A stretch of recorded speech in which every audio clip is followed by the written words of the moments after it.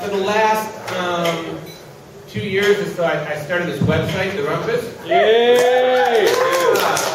And I had this idea that we would send out an email every day called The Daily Rumpus, and we would link back to various articles that were on the website. That's not what happened. I just finished my last book, and I just started writing everything that I felt like writing into these emails, and emails grew, and they got longer and longer, and you would sign up, you would subscribe to get these emails thinking you were just going to get links to things that were on this website, and instead it was like, I'm in love with this girl, she hates me, and it would just, be thousands of words. I didn't sign up for this, but that's what you were getting in your email every day. And now we have like 5,000 subscribers, and it's a little weird. Just like 2 months ago, we finally changed the box in the top right corner of the site, so it says, subscribe to the Daily Rumpus to receive overly personal emails. And now I don't feel so bad, because now you know what you're getting. But originally it was kind of an awkward thing, these emails. So, and I published some of them in this fine new issue of 14 Hills, which is really neat. 14 Hills. Woo! Okay, so this first one is called The Part About the Sun Setting on the Ocean. I think these are subject headings in the email. I'm trying to write about this woman I love, but maybe too much has been written about her, the way too much has been written about Las Vegas. Last night, we were eating dinner. She was wearing jeans, and I had my hand on the inside of her thigh, and she asked how long I was going to wait. I don't think I answered. I know better than to take the bait. Later, I mentioned I had written something about her. I didn't mention that it was coming out in an anthology. She asked me to read it at the performance. In the essay, I talk about rejection as foreplay. I say I love her, but I don't like her. A few hours before the reading, I taught a writing class, the reason they brought me out here. Before that, I stood in the pool with a performance artist, our arms raised above our heads, talking about a child. The stage is always glamorous. See, you're just not expecting to get this if you sign up to get an email from a blog. The stage is always glamorous. It's why students fall in love with teachers. But the paint starts to peel the moment the performance is over, and you go back to being like everybody else or worse. At the end of the night, I was outside the casino in the dark. It was still hot and dry, only a shade more bearable than the daytime. I thought about Eli, who has a theory. His theory is that with most people, when you meet them, they seem well put together. And as you get to know them, you find that they're actually all kinds of screwed up. And as you get to know them more, you find that underneath that is a third layer of bedrock, where they're actually pretty solid. He once told me that I was the reverse. That at first I seemed like a mess, but as he got to know me, I seemed really solid. But beneath that, I was really a mess. I had a foundation in sand.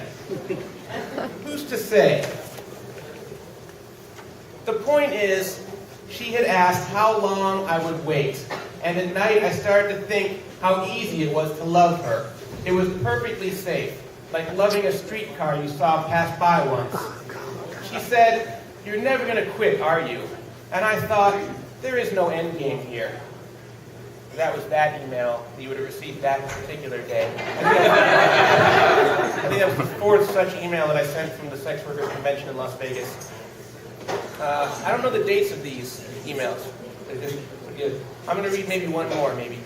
This is called, Which Part of Yourself Did You Bring to the Party? I was thinking about the New York Times and how I'd never been reviewed in their weekday section. How only one of my 7 books had ever gotten a full review in the Sunday Book Review, and 2 others with brief mentions. Last night I met a woman wearing red. She wanted to talk about her book a lot. She was obsessed with agents and proposals and what she had been told in a workshop and at a retreat. I said, stop. I said, the reason no one will publish your book is that you haven't written it. She told me her story, which was interesting enough. But everybody has an interesting story. It's only the language that will make it worth reading. She said she knew. She would focus on the writing. But then, she had 4 kids. And how did I support myself? I said she couldn't get by on what I make. She asked what I was working on, and I said I wrote emails. I've been trying to return to another conversation a few feet away with a friend, one of my favorite people in the entire world. He was drunk, or maybe just a little buzzed, and he's overly friendly when he's been drinking. He had wrapped his arm around my neck, and I felt like a well-looked-after younger brother. I wanted to get back to that. She brought up her book proposal again, and what she'd been told. I gave her my full attention. I thought, it's hard to be good sometimes. I said, you have to stop. I said nothing she was saying had anything to do with writing a book, and she agreed, but then started over. She has so many children. She popped them out like gumballs. Her first husband had passed away. We were on the second floor of a mansion. The walls were painted mustard. I thought I would like to paint my walls that color. Her skin was incredible, as if she was pregnant again. She practically glowed in that way pregnant women glow sometimes. And then in parentheses it says, I shouldn't talk about pregnant women. I don't know anything about them, but sometimes it seems like their skin gets very nice. Earlier, I had a conversation with a homeowner about group home kids and scholarship children, and how the main difference was that kids from poor homes didn't get second chances. It's not enough to give a child one chance. What kind of child will make it, given only one chance? The ability to survive a fall is the definition of privilege. I put my hands on her shoulders and looked straight at her. I said she had to let it go. Anyone could see she was driving herself crazy. It was like watching someone walk into a fire. In another situation,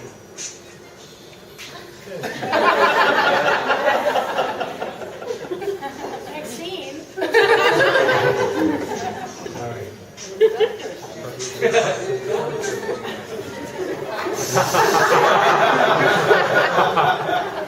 In another situation, I would say, lady, that building is burning, and you won't be able to save anything. You'll die from smoke inhalation before the first flame catches your skirt. Before that, it was raining a little. This is still just an email that you've gotten from some strange guy. You sign up for his email list, and you don't even know why you signed up for this email list. Before that, it was raining a little, and I bicycled up 17th Street over the hill. I was breathing heavy. It was early in the evening, and the sky was as gray as primer. There were people walking dogs in a house with ironwork surrounding the third floor. I love when San Francisco is like this, when the rain becomes the air and it feels like you're in a movie. The weather was changing as I descended toward the base of Twin Peaks and then up, away from the university. I was thinking about somebody I couldn't see, about a body bag and a hood, imagining being left like that for an hour and a half. I stopped at the beginning of the block. I'd had a conversation that morning with a woman I was in love with. She said I was a slut. She wanted to know the other woman's name, the one with the body bag, but I wouldn't tell her. We talked about doing photo shoots in my new studio. I said that was fine. I said we could do audio recordings if she wanted. I was making a joke. It would take time, and I was thinking about someone else. The person I was thinking about wore leather shorts and a corset and had long black hair and boots, and we were in a basement, and there were curtains everywhere, and chains, and other pieces of equipment hanging from the wall. She was looking for something, and someone I'd never seen before came in to help her find it. It was memory. It was wet out, and I was filled with desire.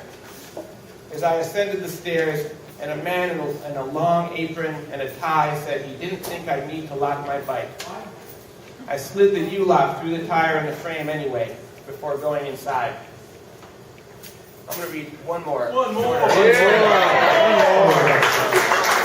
then you'll have to subscribe after that. All these great publishing tips that you'll get from the Daily Rumpus. This is called That's Why They Call It New York. I was actually on book tour at this moment. I remember this. After the reading, I went to the Fleshbot Awards. There were several worlds colliding there. Jonathan Ames was presenting, and the editors of all the large blogs were in attendance. Of course, there were tons of sex workers. And there were sex workers who were also artists. And there were sex workers who were just sex workers. I won't go into detail. But let's say I knew more people than I thought I would. There was a woman there who represented stability, and another who represented chaos, and also a third woman who was nice, but represented neither chaos nor stability. We would just become friends. At one point, I ended up on my knees, behind the woman that represented chaos, blood pouring from my nose, my hand inside her long black skirt, while she typed into her cell phone a quick blog post about how this wasn't really working for her. And the woman that represented stability, who was also a friend, was standing nearby, leaning against the railing, and our eyes met for a second, and I thought, I would never go on a date with that woman now. To my left was a photo gallery with a large light setup and stripper poles. Later, Ames and I ended up on either side of the third woman. I don't remember what we were talking about, but it was nice, because they were both nice. We weren't in a hurry. It was already 1 in the morning. A drink had been spilled, and the couch was soaked, so we sat close together to avoid the mess. Of course, this doesn't tell you much about book tours, but it does say something about New York, and the kind of parties you can get into, even wearing gym shoes.